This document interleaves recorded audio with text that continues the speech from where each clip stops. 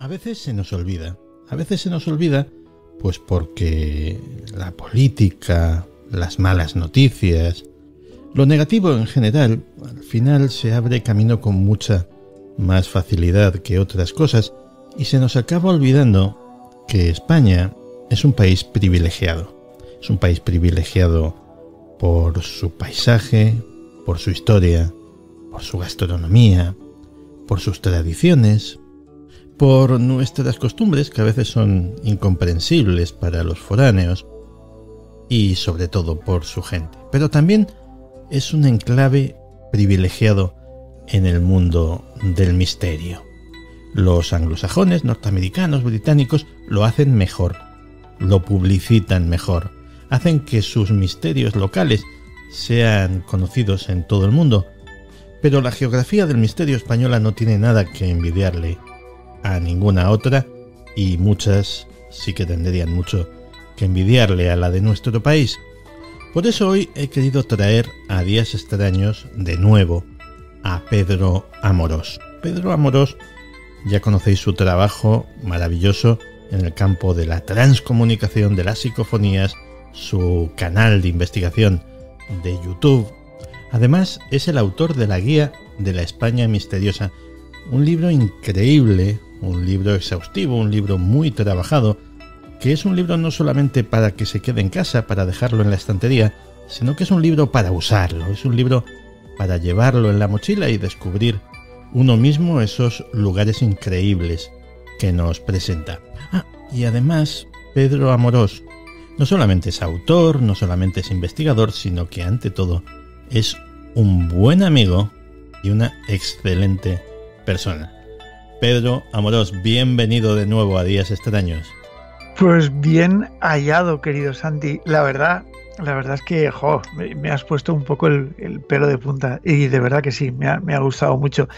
Que es un placer estar contigo, la verdad, y me encanta, porque a los viejos amigos hay que recordarlos con ese espíritu del misterio, de la investigación que siempre hemos tenido y lo sabes, porque lo llevas dentro, de los momentos tan chulos que hemos podido pasar en algunas situaciones, investigando, de esos momentos un poco no tan agradables, pero que siempre te guardan esa especie de recuerdo diciendo, qué chulo y qué sano que era todo esto, ¿no? Y yo lo recuerdo, pues muchas veces hablando contigo, que casi empezamos un poco, yo creo que casi a la par. Yo creo que porque cuando se creó la SEIB, cuando yo me metí en internet, que fue cuando yo te conocí a ti, pues hablamos de los años 90, Efectivamente. O algo así. Pues la verdad es que era una satisfacción hablar contigo, nos carteábamos, lo pasábamos estupendo, así que sabes que compartimos esto desde hace muchos años y con muchísimo gusto, cariño y respeto siempre.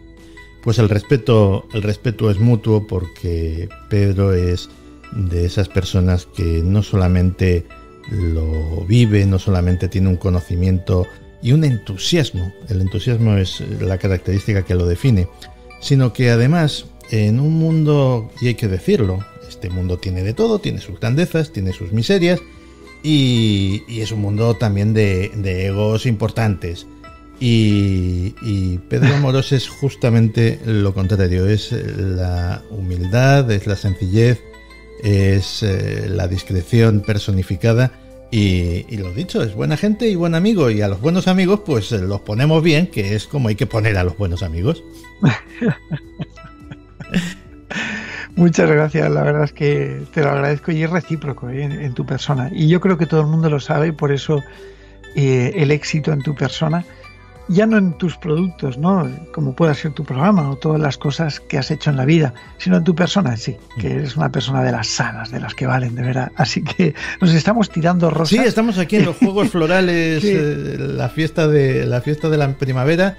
Aquí estamos tirándonos ramos de rosas los unos a los otros, así que qué no? Vamos a entrar un poco en materia, que a fin de cuentas pues van a pensar los oyentes que somos un poco pastelosos, que en el fondo lo somos, pero pues, no se tiene por qué enterar nadie.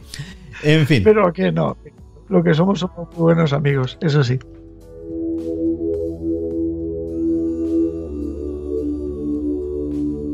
Guía de la España misteriosa.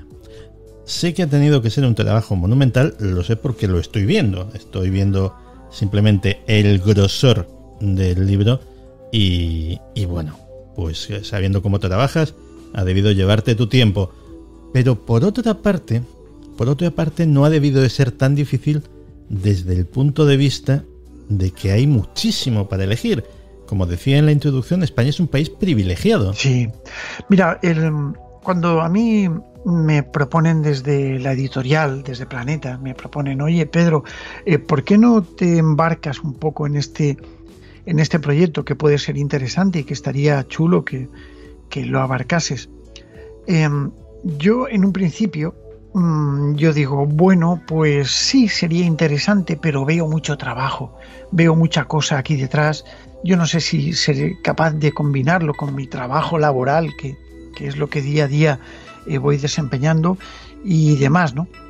Así que empecé a planteármelo y yo creo que gracias a Dios, bueno, pues elegí un poco la opción de hacerlo, de llevar a cabo este proyecto. Fue ya hace algunos años y bueno, pues lo acometí, ¿no? Y entonces empecé a investigar España en sí y por supuesto que estaban, había libros, pues como la guía de la España mágica de Atienza y otros tantos, pero fíjate que al fin y al cabo a mí me encantaba, ¿no? Y me siguen encantando, pero lo que yo quería era ahondar un poco en otros lugares y poner y hacer el libro que a mí me hubiera gustado encontrar cuando yo viajo a otros países.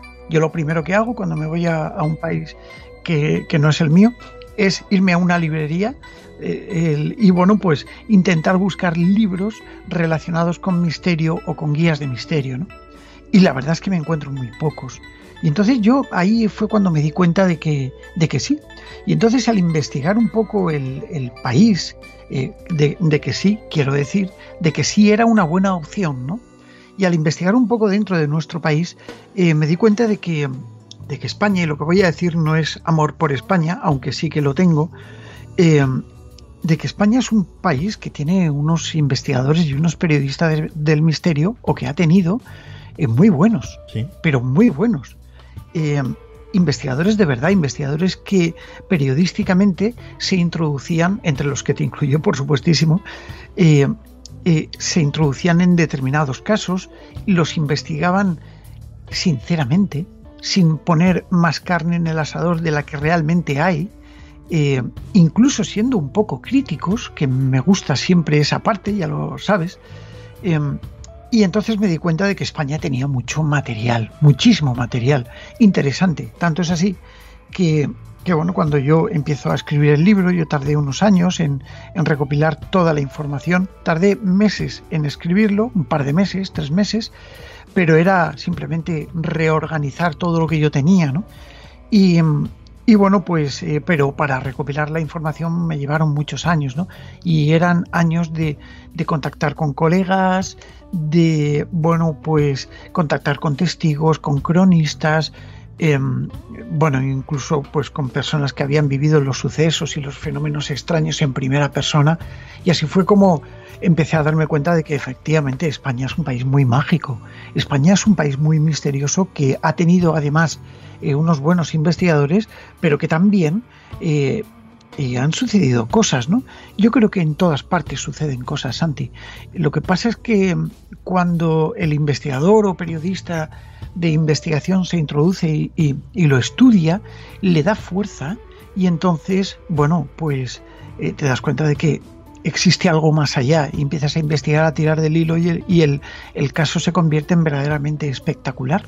Puedes tener casos súper interesantes y que bueno, que no tengan contenido porque no se han investigado o que no tengan contenido porque realmente no ha habido nadie que le aporte esa parte documental o la investigación necesaria, ¿no? Y entonces yo me di cuenta de que en España sí que había muchos casos que habían sido investigados desde tiempos antiguos, claro que sí.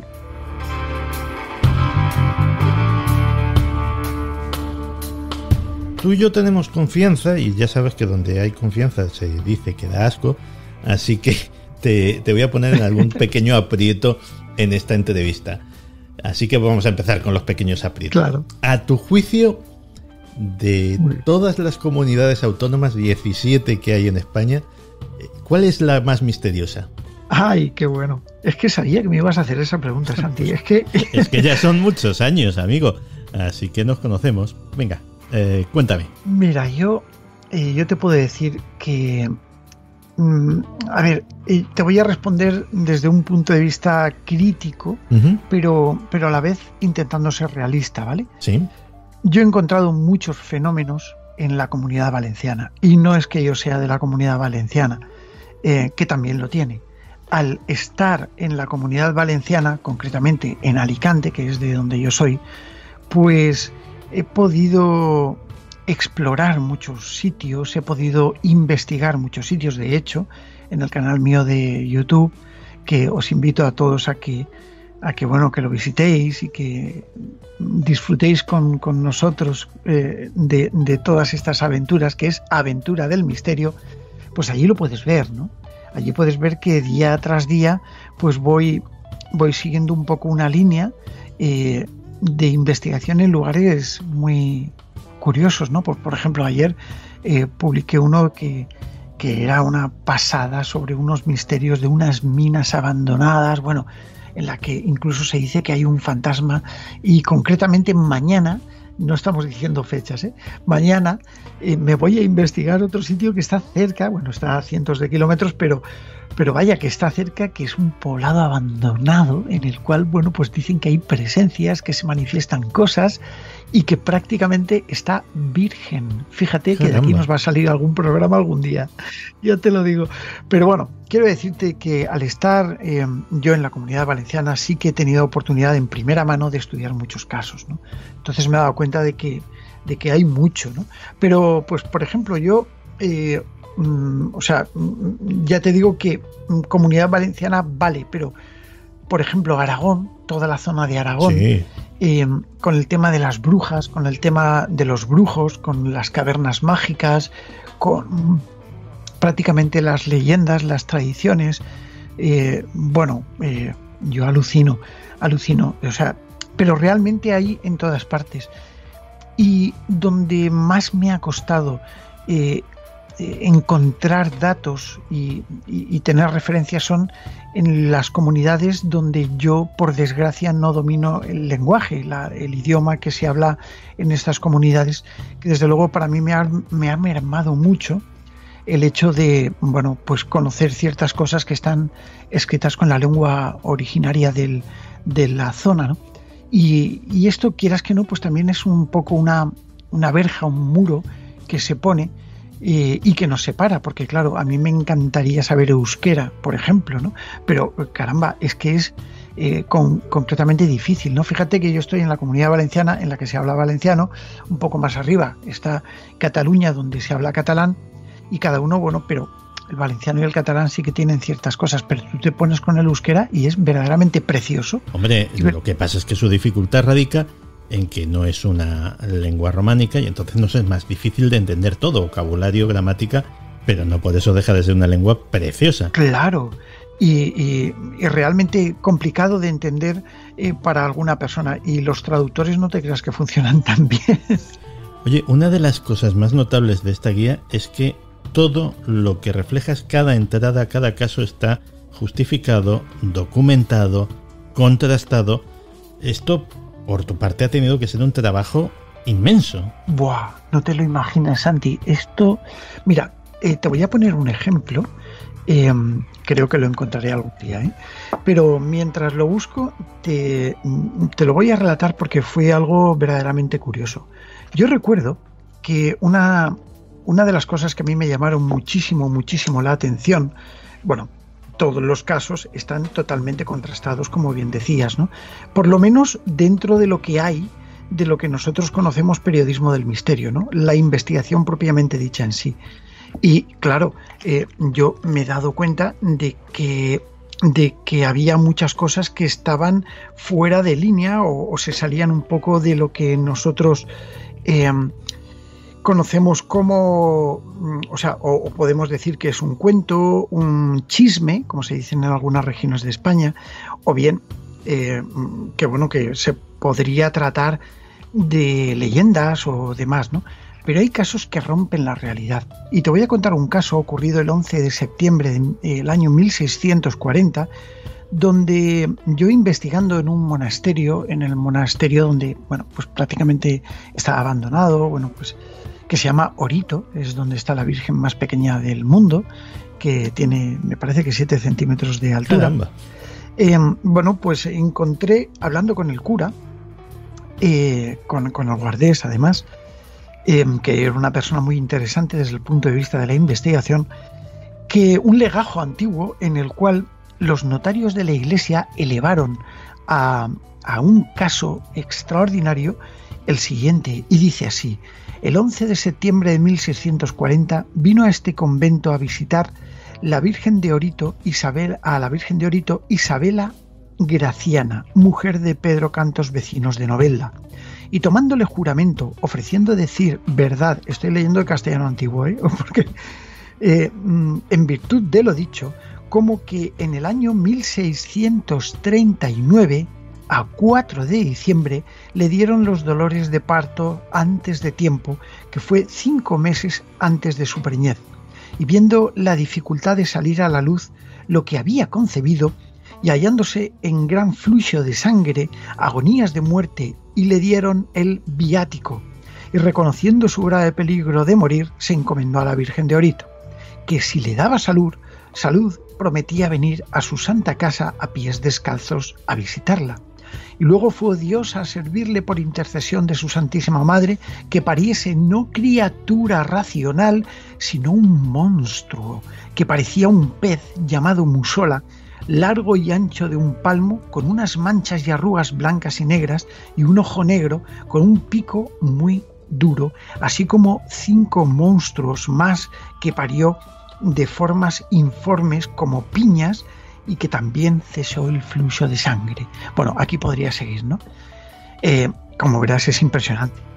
Tanto que yo lo transcribo, y cuando los correctores de Planeta cogen mi libro, me dicen: Pedro, tenemos un pequeño problema, y es que este caso que comentas, que esto se produjo en Novelda, cerca está Orito, está Monforte del Cid y Orito, ¿no? Y pues dice, este caso huele un poco raro, ¿no? ¿Tú no crees que podríamos investigarlo un poco más? Es decir, que a mí también me ponían un poco los listones. Vamos, que no se lo creían. Sí, vamos, que no se lo creían. Y me fui al convento y le dije al cura, le dije: a ver, ¿me puedes dejar el legajo?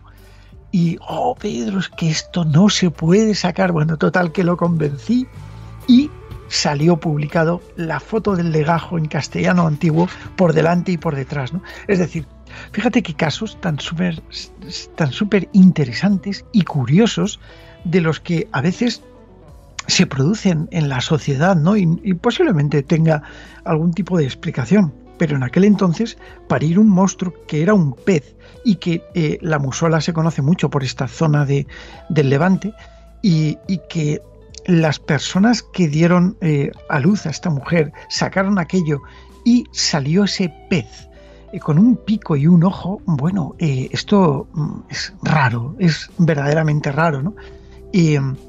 Y claro, te encuentras con esas cosas y pues a mí lo que me gusta es tener referencias, tener un poco eso que atesora un poco el documento que estás investigando, claro.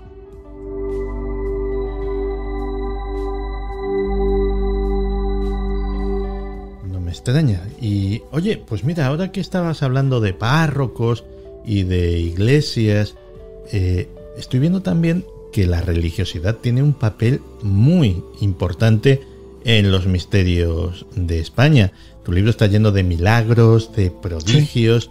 Sí. ¿Qué sería del mundo del misterio sin la Iglesia? Por supuesto que sí. Yo, mira, se tuvo que pedir un permiso especial a los distintos obispados que se cursó incluso por el Vaticano para poder realizar investigaciones en los sacros lugares, ¿no?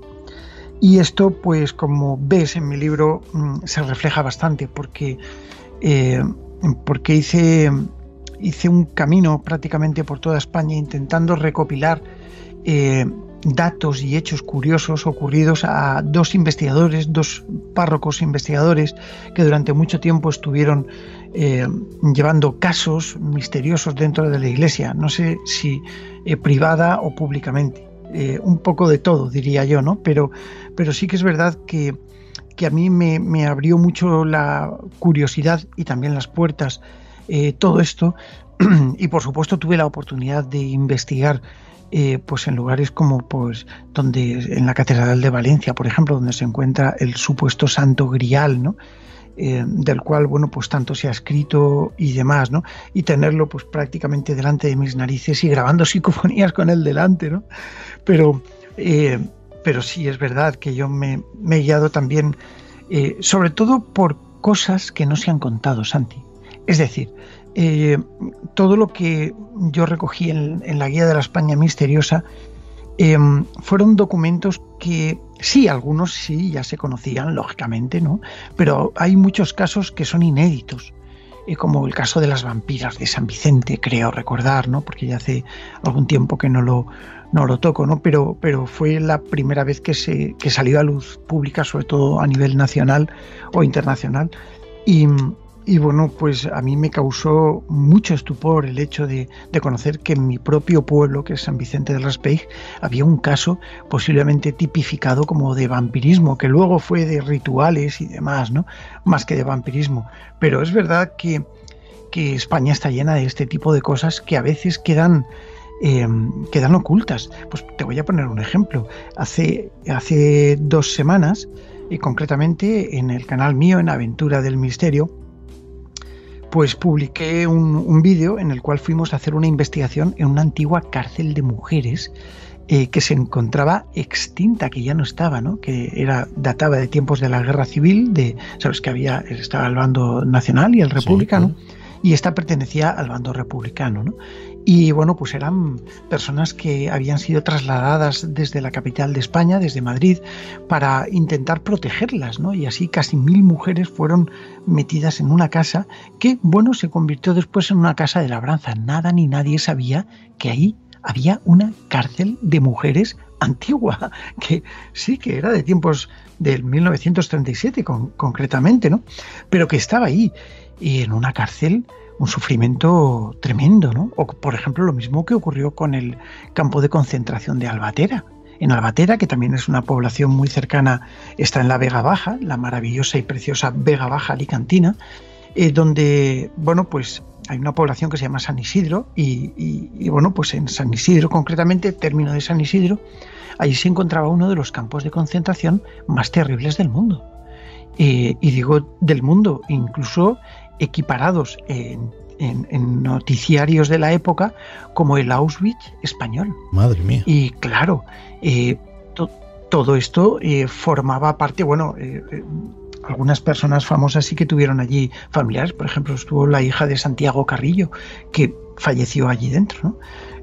Quiero decirte con esto que yo creo que Alicante, yo he tenido la oportunidad de moverme mucho por ello, he encontrado muchas cosas, y del mismo modo en España también me he encontrado muchas cosas cada vez que me he movido por ciertas comarcas, ciertas provincias, ¿no?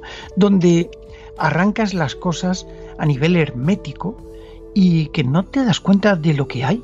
Y también simbologías y cosas muy similares. Pues, por ejemplo, encontré un caso de la serpiente chupadora, así lo bauticé. Si coges la guía mía y lo ves, está en Ellín concretamente, donde estuve investigando un caso de una señora que amamantaba a un bebé de 3 o 4 meses, sí, creo recordar, hablo de memoria, y lo estaba amamantando y el bebé cada vez más y más delgadito, con menos recursos, total que empezaron a investigarlo y bueno, pues hasta que observaron a la mujer, ¿no? Y resulta que la mujer se ponía a darle pecho al bebé, de leche materna, lógicamente, Y el bebé, bueno, pues se ponía a chupar leche, y de repente la mujer entraba como en una especie de sueño, se dormía, y en ese instante una serpiente subía por los pies de su mecedora, con la cola se la ponía al bebé para que succionase a modo de pezón, y ella se amorraba a la teta de la madre para chupar la leche.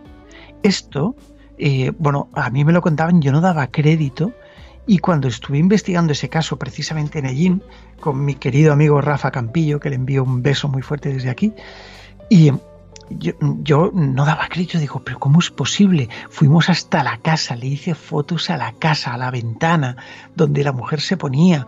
Claro, esto ocurría hace tiempo.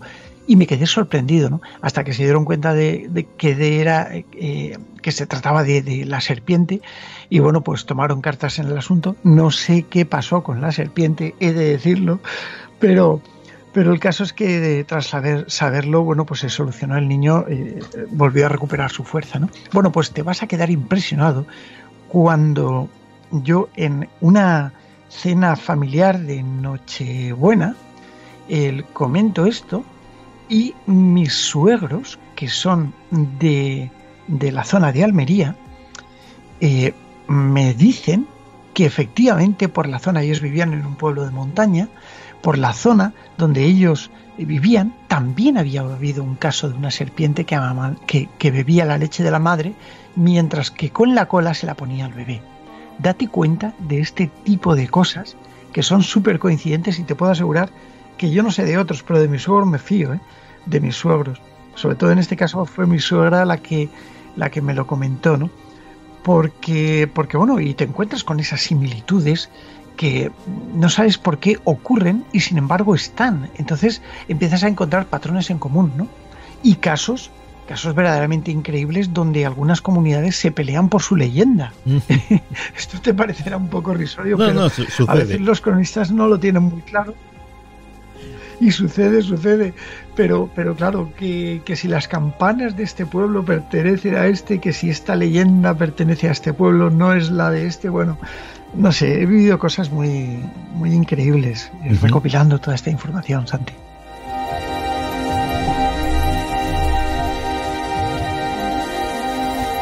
Pero es que no nos damos cuenta de que hay muchas cosas que están en nuestras leyendas, en nuestras tradiciones, incluso en nuestra historia, a veces cosas muy pequeñas que tienen su origen en un misterio, y en un misterio real, en un hecho cierto. Me estoy acordando, el hombre del saco. Cuando éramos pequeños nos asustaban con el hombre del saco, y cuando éramos mayores dijimos, bueno, pues cosas con las que se asustan a los niños. Pero resulta que el hombre del saco existió de verdad. Yo en la guía siempre lo he distribuido todo pues con iconos donde, bueno, pues se podía decir dicho popular, leyenda, punto negro, lugar de muerte, ¿no? Caramba, y el hombre del saco existió, ya lo creo. Cortijo, San Patricio, iba a decir Pitango, que es lo de las... Es que me vienen a la cabeza tantos casos que de verdad es difícil poder... Es que no me extraña, tienes que estar saturado. Más de 700 casos en este libro. Sí, más de 700 casos aparecen aquí, ¿no? Pero el hombre del saco existió, el Cortijo San Patricio, año 1910, 28 de junio concretamente, fecha del juicio donde todo esto se produce.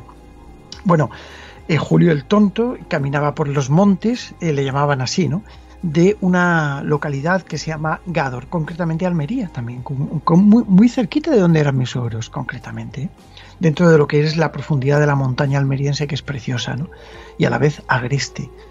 Y bueno, pues sí, allí pues parece ser que se produjo un crimen, sobre todo basado, no voy a contarlo entero, es muy largo y tal, porque aquí sí que lo he detallado con datos concisos, incluso pues con Francisco Leona por ahí en medio, es decir, con datos concretos del caso, ¿no? Pero sí decirte que desde tiempos muy antiguos España fue y estuvo lógicamente pues culturizada por distintas culturas, cosa que ha hecho que nuestra riqueza cultural sea tan sumamente bonita, ¿no? pero sobre todo la presencia más reciente de lo que era la historia musulmana. Y cuando tiempos de la conquista, España, bueno, pues sufrió muchas transformaciones culturales. Y por supuesto también mucho de ese arraigo cultural quedó impreso dentro de lo que eran las tradiciones herméticas más profundas. Pues por ejemplo, los famosos duendes. Los famosos duendes no eran ni más ni menos que parte de esas creencias en los demonios sumerios. El Aladino y la lámpara maravillosa, donde cada vez que la frotaba salía el genio. A todo el mundo que no conozca este cuento, realmente no tienen perdón, hay que castigarlos y fustigarlos, y tienen que leerse el cuento de Aladino y la lámpara maravillosa, ¿no? Que cada vez que la frotaba, bueno, pues aparecía ese genio. Bueno, pues el genio no era ni más ni menos que un demonio encarnado, ¿no? Y nos hemos encontrado en España pues mucha tradición oral arraigada desde tiempos musulmanes, que bueno, pues nos habla de estos lugares impregnados como mágicamente, ¿no? Quizás poblado por demonios y demás, ¿no? Y a la vez de hechizos. Y esa tradición que nosotros teníamos de curanderismo, el antiguo curanderismo, pues se transformó en tiempos musulmanes por las pócimas, por hechizos mágicos, por protegerse contra demonios, por bueno, pues sangrados y bueno, pues pócimas que se hacían con higadillos humanos. Digo el higadillo haciendo referencia a una sustancia que se encuentra en el estómago de las personas que se llama el epiplón, que es una sustancia amarilla, viscosa, de la cual se extrae una especie de manteca.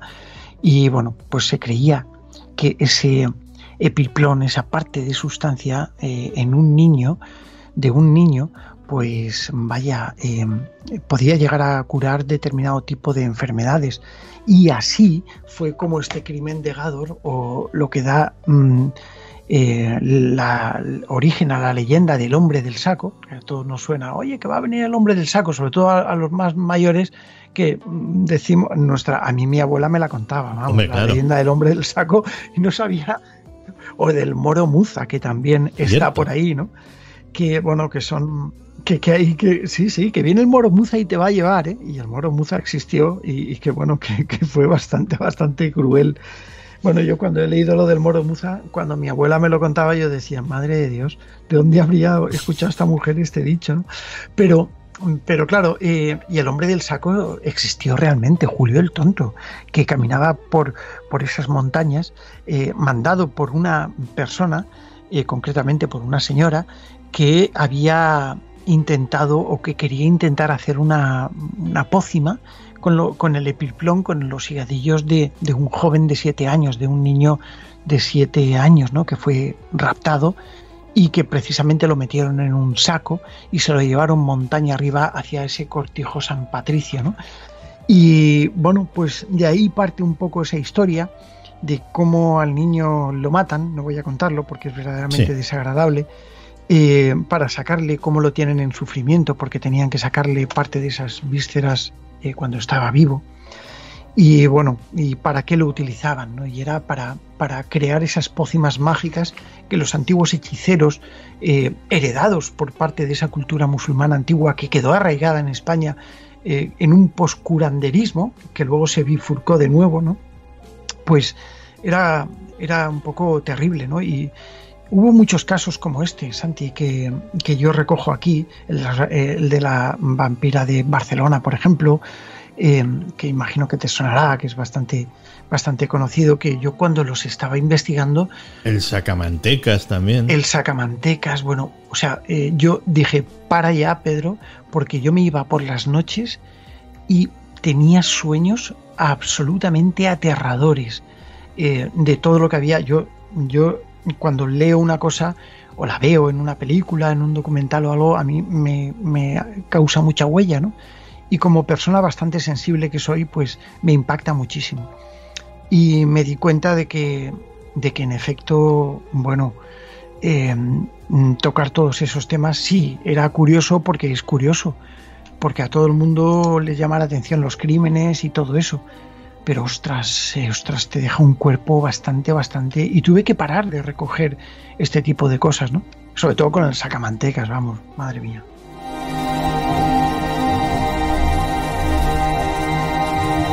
Pues la verdad es que sí, son historias tremendas, pero vamos a cosas un poquito menos graves.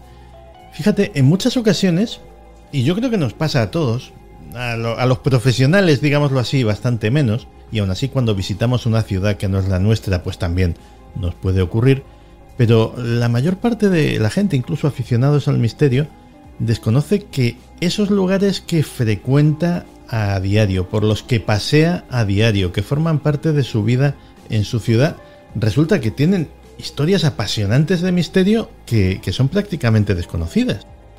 Bueno, ya lo creo. Yo me he encontrado muchos sitios así, y a mí me gusta irme por los barrios antiguos para poder sentir aquel momento. Hace un par de años estuve haciendo la ruta de Jack el Destripador en Inglaterra, concretamente en Londres, en Whitechapel, y me encontré lugares verdaderamente increíbles.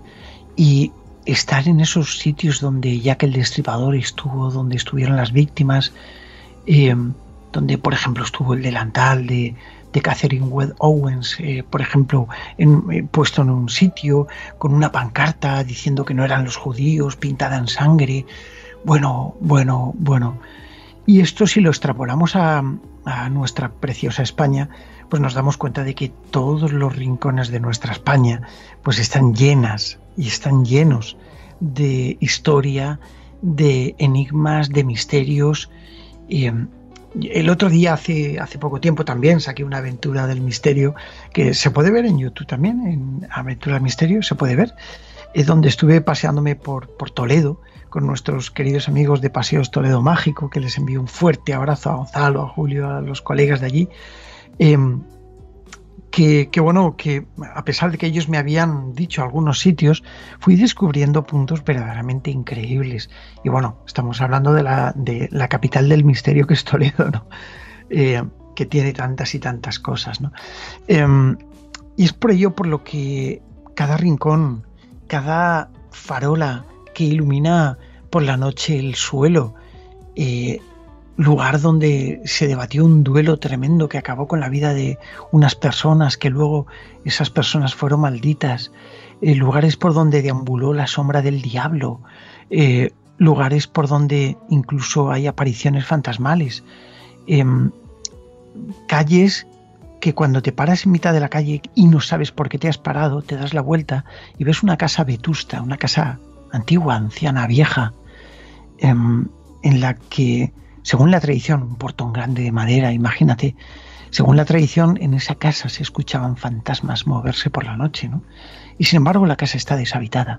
Mirando por la mirilla ves todavía el reducto de lo que fue aquel lugar, y de que todavía ese pozo se conserva intacto, donde supuestamente aparecía un espectro y se manifestaba, ¿no? Y sí, cada punto de nuestra España, de nuestros lugares, yo creo que tiene zonas, que tiene momentos en los que se activa. Y fíjate, Santi, yo siempre lo digo, ¿no? Recuerdo uno de estos sitios que estuve grabando una aventura del misterio, y que era un cementerio musulmán, ya, bueno, pues abandonado, que está en mitad de la montaña, está perdido en una población que se llama Villajoyosa, en la que hay un poblado que se llama la Almisera. Y bueno, pues allí me fui con mi querida Marta Ruiz de Rojales Misterioso, a la que le envío un besito muy fuerte desde aquí. Es compañera mía de Aventura del Misterio, con la que siempre estamos haciendo nuestras aventuras. Y recuerdo que estábamos allí y de repente, fíjate, estaba yo allí había una mezquita, ¿no? O sea, el pueblo de la Almisera era un pueblo que tendría no sé cuántos habitantes, pero que poco a poco, conforme iban muriendo, estaba en mitad de la montaña, que yo estaba apartado de la nada. Allí no hay nada ni nadie, ¿no? Pero caramba, fue increíble, ¿no? Cuando estuvimos allí. El poblado en sí fue deshabitado al siglo XII aproximadamente, pero hasta ese punto, bueno, pues la gente que vivía allí pues tenía su mezquita, ellos oraban, y Y bueno, pues poco a poco, no sé si por una plaga, yo creo que algo tuvo que haber, o por un virus, los habitantes de ese poblado, de la Almísera, fueron muriendo y los enterraron en torno a lo que era la mezquita, sobre todo en la parte de norte, en la parte sureste. Hay un muro que se llama la Qiblá, que es el muro que da hacia lo que está la posición de la Meca, donde sabes que los musulmanes y el sistema de enterramiento musulmán era en posición de cúbito lateral derecho, con la cara orientada hacia la Meca, ¿no? Y bueno, pues así estaban 90 tumbas rodeando lo que es esa mezquita ya abandonada en la época, ¿no?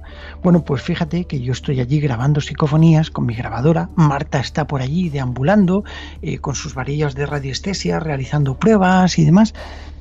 Y caramba, hay un momento en el que yo estaba allí en la tranquilidad, en la soledad, Santi. O sea, no había nada ni nadie, ni cerca. Y de repente, en la grabación queda recogida una psicofonía que se me ponen los pelos de punta como escarpias, que una voz grupal, como cánticos antiguos, empieza a decir Allahu Akbar. Bueno, sabes, no sé si todo el mundo sabe lo que es eso, pero es la llamada a la oración musulmana.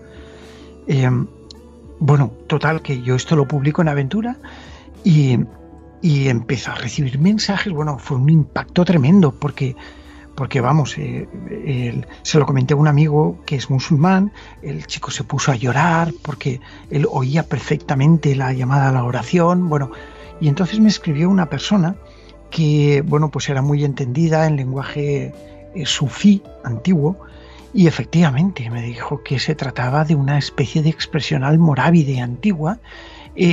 La deformación que tenía de cómo se pronuncia ahora y de cómo estaba grabado, se trataba de como una deformación. Lógicamente, pues tenemos el andaluz, tenemos el gallego, tenemos los distintos idiomas, la deformación de las lenguas, los acentos locales, incluso que, por ejemplo, en la provincia de Alicante tenemos varios acentos distintos, ¿no? Pues en la época también el musulmán tenía sus propios acentos, ¿no? Y ese acento era concretamente de esta zona. Yo me quedé asombrado, me quedé absolutamente asombrado del cómo y del por qué se graba en una mezquita abandonada del siglo XII aquel cántico musulmán de la llamada a la oración. No puedo creerlo, en serio.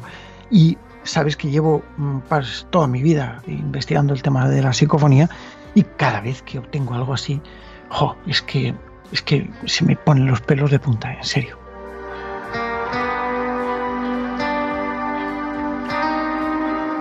Hay otro tipo de lugares que también están asociados al misterio, otro tipo de lugares donde de vez en cuando, con cierta frecuencia, ocurren cosas raras.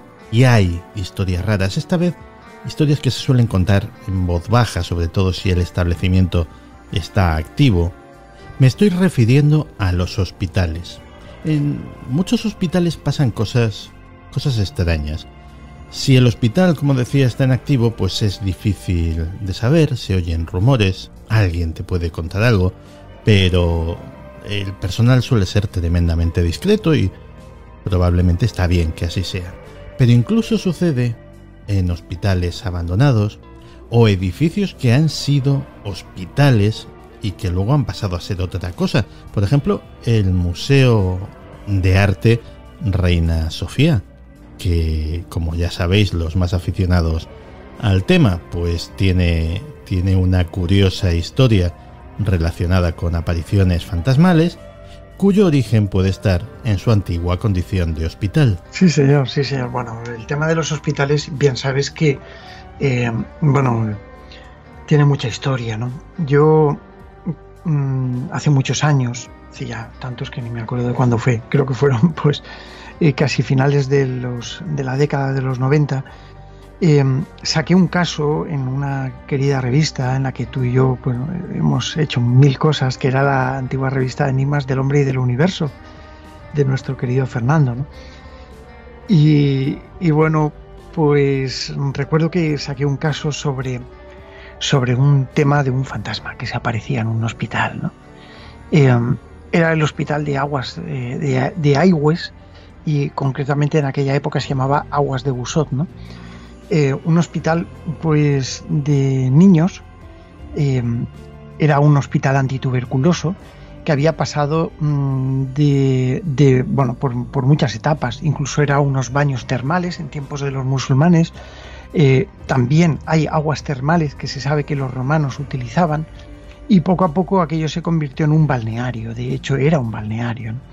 Y allí, bueno, pues la gente iba a calmar por las zonas de montaña que se encontraba y demás, iba a calmar sus males de tos, de tuberculosis, de esas enfermedades que había en la época, hasta que se descubrió el medicamento antituberculoso, y aquello, bueno, pues se erradicó, ¿no?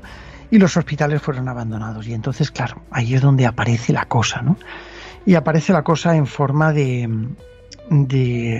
cosas raras, de apariciones raras, de fotografías muy extrañas, en la que yo tuve la oportunidad. Fíjate que yo pues habré hecho más de 500.000 de fotografías en mi vida, porque además soy aficionado a la fotografía, y no exagero, porque creo que tengo subidas en determinados lugares, pero ya no me caben unas 250 y tantas mil fotos solamente para la copia de seguridad, no más las que me quedan, pero porque soy un apasionado de la fotografía y también aficionado a ella, ¿no? Pero bueno, es muy raro. Yo te podría decir que en toda mi vida, haciendo miles y miles y miles de fotos, he tenido la oportunidad de captar 3 o 4 fotografías extrañas en mi vida, y he hecho muchas miles, ¿no? Porque me gusta ser objetivo, Santi, y cuando hay, y cuando no hay, no hay, ¿no?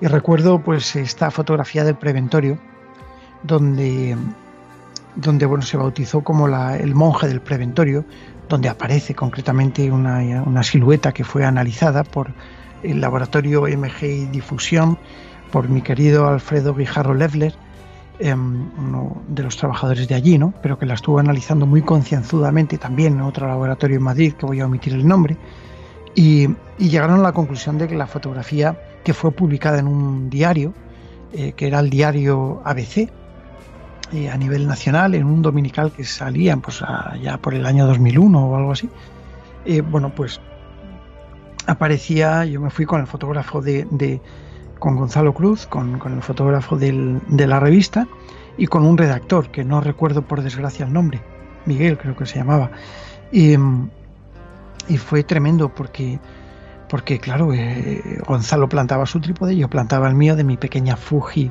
en aquellos momentos una de las primeras cámaras digitales que tuve, y que se habían puesto a la venta. Y bueno, pues lancé mi foto, ¿no? Y aquello fue impresionante cuando delante del redactor aparecía un monje con un niño en brazos. O sea, cuando Alfredo Guijarro, el analista, destaca todo lo que sale y me dice que no se trata de un error de la cámara, de una sobreimpresión, de una huella térmica, de una huella luminográfica, bueno, entonces llega a la conclusión él de que no sabía lo que se trataba, por lo tanto tenía que pensar que era una foto fantasma. Y bueno, a mí me sobrecogió el cuerpo, ¿no? Y bueno, pues no sé, me impactó tanto que la foto fue publicada a nivel nacional, internacional. Se hizo un documental de Discovery Channel, concretamente, expresamente sobre el preventorio y esta fotografía, ¿no? Donde hay mucha discusión, unos la creen, otros no la creen, pero la realidad es la que te estoy contando, sin polvo y paja, vamos. Y realmente, bueno, pues a mí me ha dado mucho sentido los hospitales, en este caso, pues también el de Sierra Espuña, que empecé yo con mi buen amigo Antonio Pérez a realizar las investigaciones del hospital de Sierra Espuña, ¿no? Y luego, bueno, pues lo sacamos en determinados programas como en Telecinco y en otras cadenas y demás, ¿no? Aquello se popularizó. Y entonces, pero bueno, te quiero decir que todos estos hospitales, Santi, y todos estos lugares han sido lugares de dolor, han sido lugares de mucho dolor, de extremo dolor, y donde la gente ha sufrido, han perdido seres queridos. Y no podemos olvidar que somos seres humanos, que tenemos sentimientos, y que cuando las personas lo pasan mal, nosotros empatizamos todo eso. Yo creo que eso desde el punto de vista de la parapsicología pura y dura, crea lo que se llama en parapsicología una huella psíquica. Y esa huella psíquica marca potencialmente algunos lugares. Y yo estoy haciendo ahora mismo una investigación, como por ejemplo en lugares como ese campo de concentración de Albatera, del que ya te hablé y del que hablamos en su día, o de Belchite, por ejemplo, donde estuvo el frente de la guerra, incluso de una casa donde yo tuve la oportunidad hace 4 años antes de la pandemia, de dar una conferencia allí para el ayuntamiento, y me di cuenta de que quedó grabada una explosión tremenda, y que además que las has escuchado tú. Es decir, tenemos lugares, por ejemplo, Auschwitz, por ejemplo, el campo de concentración de Auschwitz en Polonia, o Gadux-Unglan, por ejemplo, en Francia, un pueblo masacrado por los nazis en tiempos de la guerra, ¿no? Y podríamos decir así algunos puntos de sacrificio humano y demás, ¿no? Pues yo creo que todos estos lugares, hablando de los hospitales, han sido marcados por una huella digital de color negro, ¿no?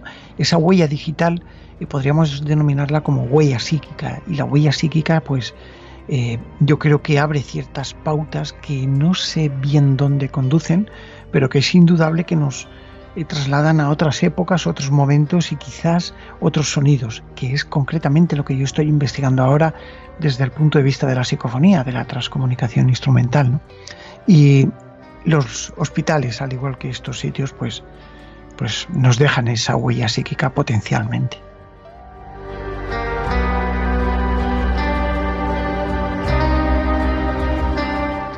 Pues, ¿qué queréis que os diga? Pocas ocasiones, yo creo que en ninguna ocasión antes, tenemos la oportunidad de contar con la versión reducida, y aunque veáis el libro, estoy seguro de que es la versión reducida del cuaderno de campo de Pedro Amorós, de sus experiencias, de sus viajes, de sus investigaciones.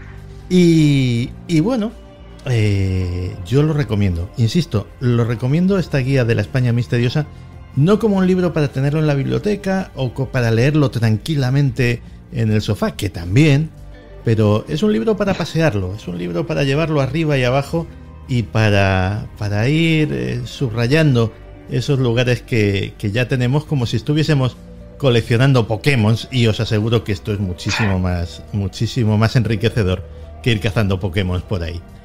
Pedro Amorós, muchísimas gracias por venir otra vez a Días Extraños a compartir tu conocimiento.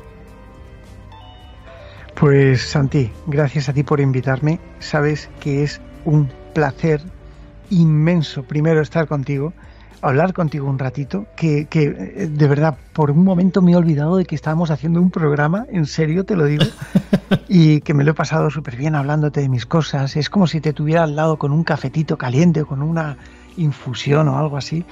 Y bueno, pues hablando de nuestras pequeñas batallitas, de esos lugares que hemos investigado y de todos los que nos quedan por investigar. Así que darte las gracias, enhorabuena por tu programa, por todos tus logros, te lo mereces todo, de verdad. Y por supuesto, pues un cordial y cálido saludo para todos nuestros oyentes, que espero que sean muchos y cada vez más. Un abrazo muy grande, Pedro, y oye, no dejes de llamar cuando pases por Madrid y nos tomamos un cafetito. Por supuesto que sí, no lo dudes. Un abrazo muy grande, querido. Otro para ti.